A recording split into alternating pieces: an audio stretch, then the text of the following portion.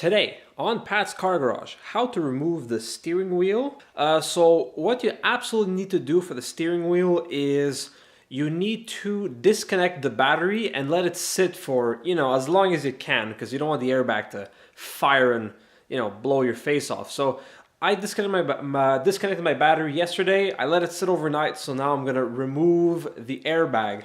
So for that, actually simple but annoying. What you need is one of these tools here, one of these fold-out Torx things, because that's the only thing that'll fit. So basically, once you have one of those fold-out tools, there are little cutouts right behind the steering wheel, right there. You can see it, just right there in the middle. The camera isn't focusing on it, but you poke your Torx on there, and there's a screw in the back, and you start unscrewing. There's one on this side, there's one on the other side of the steering wheel. That removes the airbag.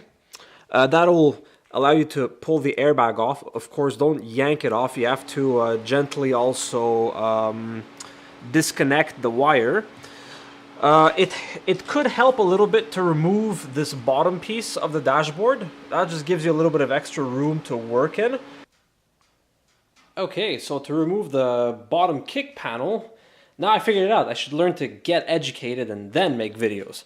So, what has to come... Oh, Christ me. So, what has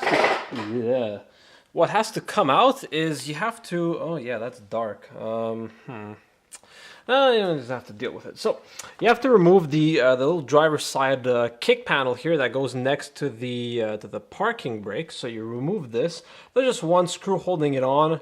And actually, it's easier if you remove the door jamb trim silver piece thing. Here, that you remove just by pulling on it upwards.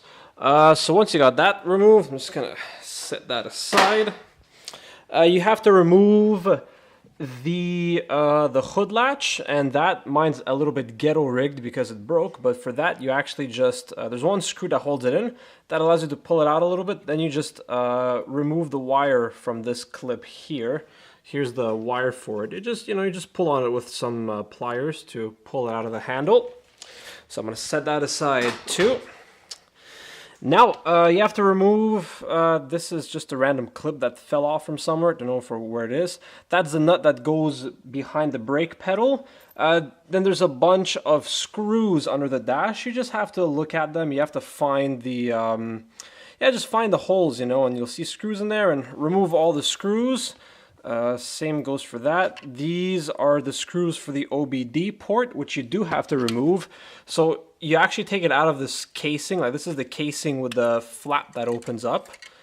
So what you do is you slide this lever over, and then you can actually just push the port out, and that's actually the OBD port right there. You also have to remove that vent flap. And once you have all those accessories done, the whole thing should come out. And once you have the airbag off, what you have to do, you have to unplug the horn connectors. There's one on either side, and you also have to remove the central nut. Now, when you remove it, don't lean against the steering lock, because that's going to break it. What you have to do is you have to hold the steering wheel with one hand while you loosen the nut with on a torque wrench or on a breaker bar with the other. You definitely don't want to force against the steering lock because you will break it, so be careful with that.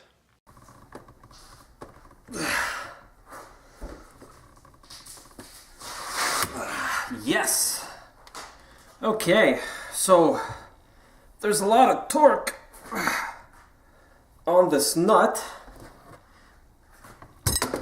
Whoops.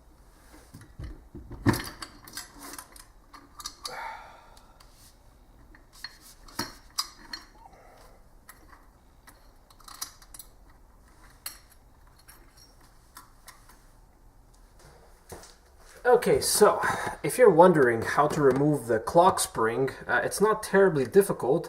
Basically, you just back off these two screws. Don't remove them completely, otherwise this might unwind and you would have problems. But just back them off enough and pull it off. Don't pry it by the top cover, because you can pop it off and then the clock spring spills its guts and, like, you'll have quite a fun evening rebuilding it. Now, unfortunately, the reason I added this to the video is that I actually broke my cruise control stalk, removing the dashboard. So now I've got a new stalk, which I will install.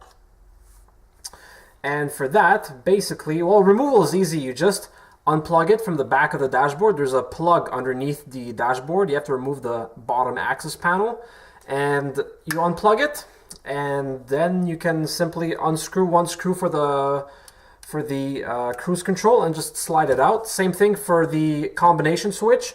This time there's 2 screws. The whole thing just comes out as a unit. So now I'm going to install this back in. Just thread this the way it goes originally.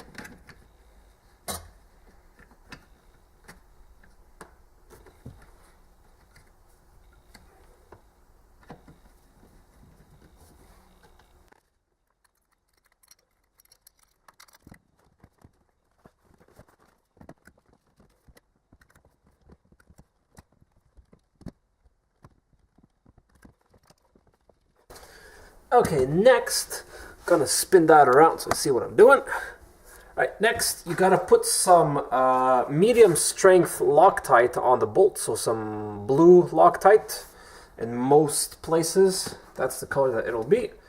Make sure that's on all the way. Just temporarily move the wires out of the way, insert that into the hole, start threading.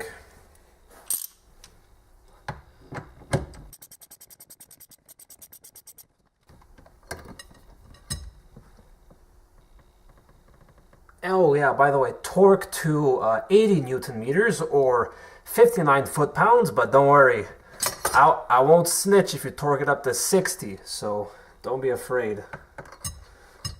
And it's a good idea to use a breaker bar to counterhold the steering wheel while you're doing this. You don't want to put all that stress on the lock.